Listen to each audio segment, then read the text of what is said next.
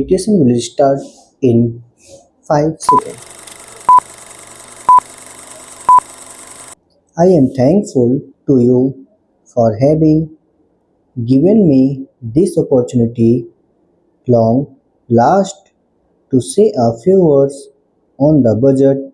Already much has been said, and I think the finance minister has come in for his share of congratulations as well as criticism, so there is not very much to say, but I should like to say a few words.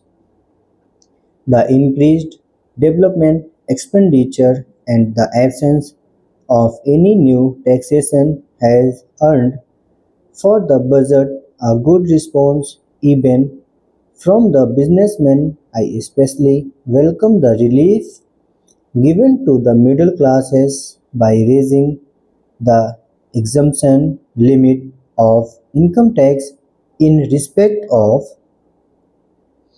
personal income. No doubt, this is some relief to the middle classes, but I would request the finance minister if he could to raise this exemption limit from rupees 40,000 to Rs 60,000, and that would give substantial relief to the middle classes.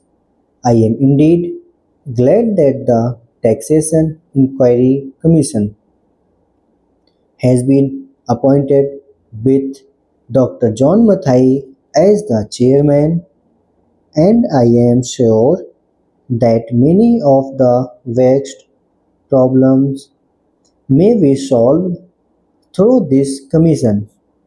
At the same time, I would request the finance minister to put off the state duty bill for the present, since this inquiry commission has been appointed and they may go into this question, for I feel that it is not an opportune moment to put on more taxes on the people already.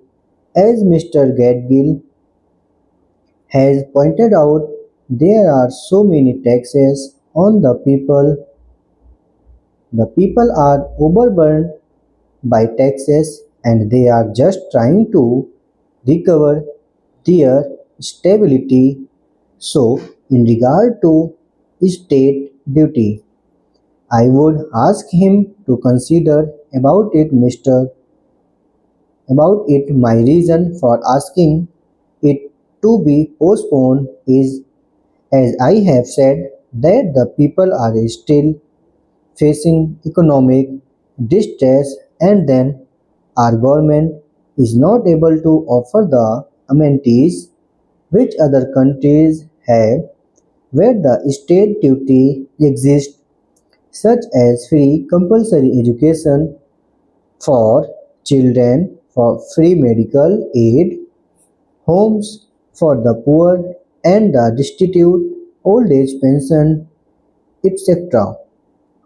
So, my humble suggestion is that this point may be considered by the Taxation Inquiry Commission. I agree that there is a brighter side of the picture, and that instead of continually harping on our poverty, we should also see the bright side. We are making encouraging progress towards laying the foundation of a welfare state. With the cooperation of all and the implementation of the 5-year plan, I am sure, sir, that we should be able to lay the foundations and fulfill the dreams of India.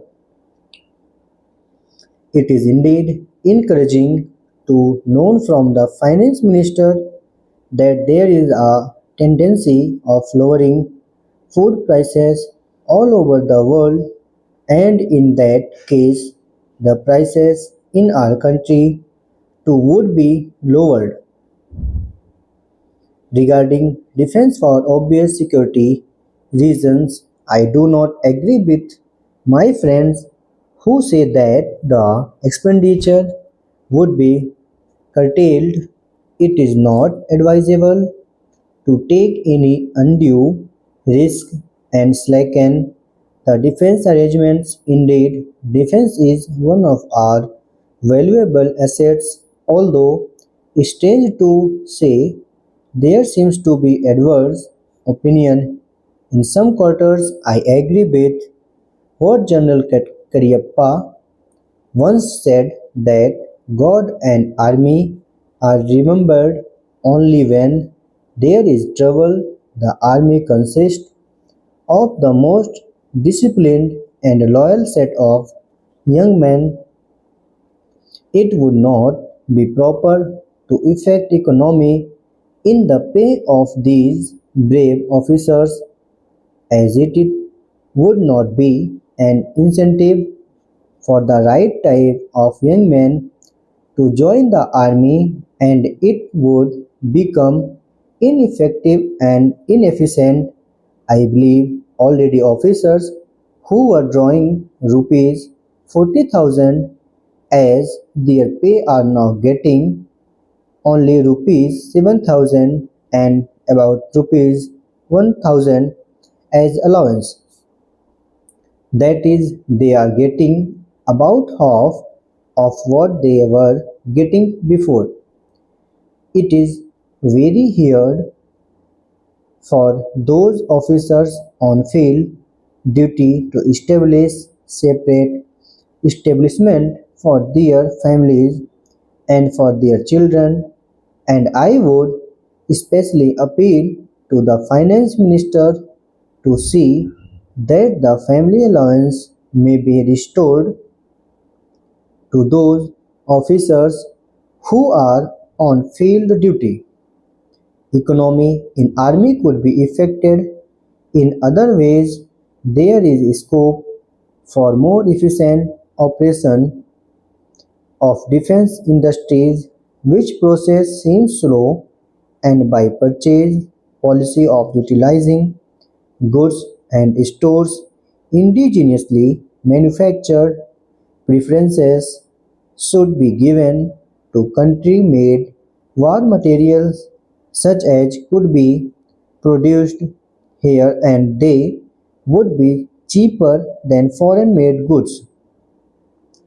I may also suggest that the armed forces who are not on field service or under any operational committee commitments could be utilized for giving military training to the youths in school and college, which would teach discipline and loyalty. The university authorities should make military training as part of their compulsory education, just as they have adopted social, domestic, and political science. The National Cadet Corps is already inculcating military training in some universities, such as Bombay and the Calcutta, but if military training is made compulsory for our university students, it will go a long way. Thank you.